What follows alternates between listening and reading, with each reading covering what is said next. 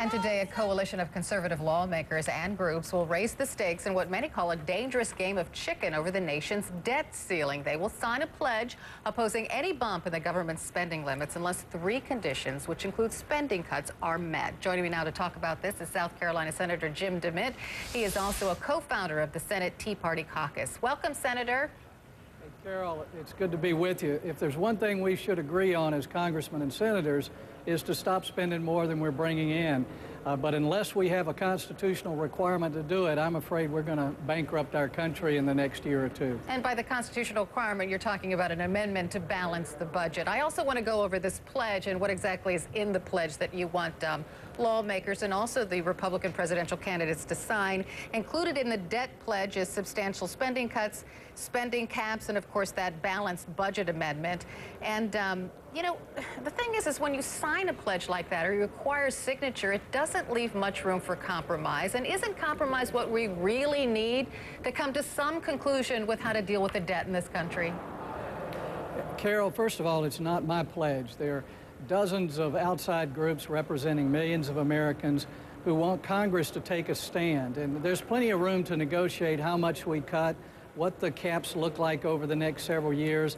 But the one point we really can't negotiate is this idea of balancing the budget, that we will balance the budget. This gives us a lot of room to operate because if we pass it, then the states have to ratify it. That's likely to take 2 or 3 years, and then it takes effect 5 years after the states ratify it. So we're not talking about anything draconian or immediate other than some cuts this year and some controls on spending in the out years that will bring us towards a balanced budget. Why do we need this pledge then? I mean, if it doesn't involve anything draconian and there's some wiggle room and maybe a compromise can be reached, why a pledge? Why do you need to sign a pledge? Well, Carol, it comes from a lot of experience here. There's really an addiction to spending here in Washington. We've tried before with laws like Graham-Rudman and what they call pay-go and budget points of order, but every new Congress, they come in and change it and blow through it. We've already got more debt as a nation than we can sustain. The president apparently doesn't even see it as a problem because his budget doubles it. And in all the negotiations we've had so far with the Democrats, no significant cuts have been achieved. The only reason... See, Senator, it seems that we keep hearing the same things from both sides of the aisle, the same arguments. There's no room for compromise, and a lot of people accuse Congress, senators, and the president of playing games with the debt ceiling. I mean, the Treasury Secretary said, if you don't raise the debt ceiling, the country will go into default. The Treasury Secretary Geithner, he said default would cause irrevocable damage. Jamie Dimon, the CEO of J.P. Morgan Chase, said it would be catastrophic. The head of the nonpartisan Congressional Budget Office said it could add more than $100 billion to our debt. So why play games with this? Because that's what some people see this pledge as, just another political game. Carol, it's no game. It's deadly serious. If we keep spending, we're going to bankrupt our country. We're not going to default on our loans. If we never raise the debt ceiling again, we would not default on our loans. We would have to cut back on spending in a lot of places, but that doesn't need to happen. If the president and the Democrats will work with the millions of Americans to simply say, okay, 6 or 8 years out, we're going to balance our budget. But we need to raise the debt ceiling today. I think you'd find a lot of people at the table discussing that if they would come around. But we can't just, this is the 4th time the president has asked us to increase the amount that we can borrow as a country. A 4th time.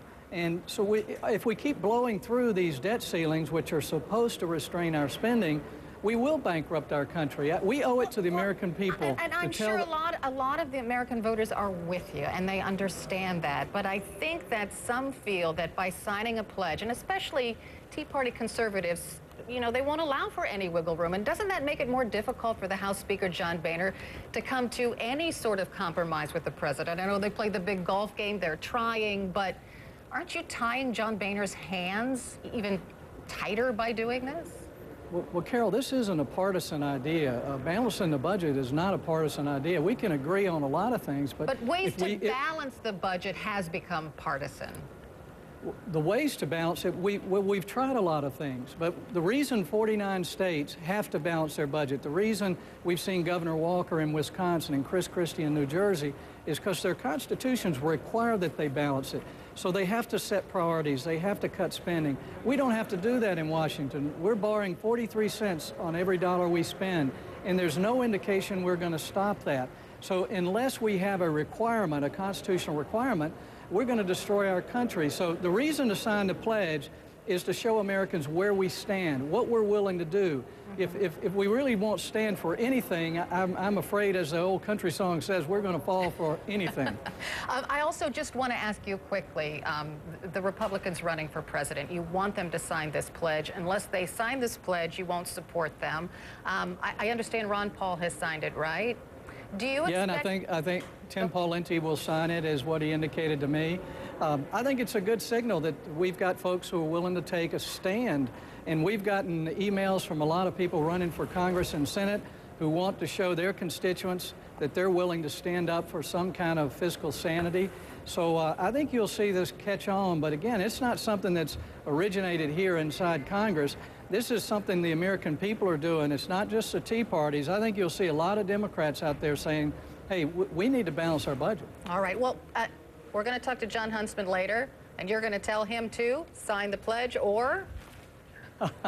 Well, if any presidential candidate is looking for my support or the support of millions of Americans who are part of this pledge, they're not going to get that support if they're not willing to take a stand on this very common sense issue.